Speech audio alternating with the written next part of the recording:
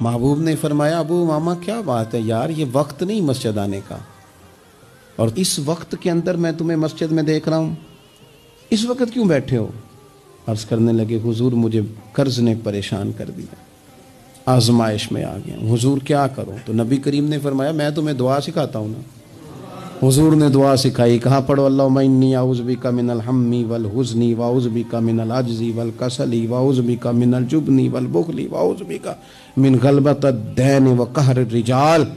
فرمائے اس دعا کو پڑھا کرو، اللہ خیر کر دے گا۔ حضرت ابو امامہ فرماتے ہیں لوگو میں نے یہ دعا پڑھی، میرے نصیب دیکھو، پڑھی میں نے پر سیکھی میں نے ڈائریکٹ حضور سے ہے۔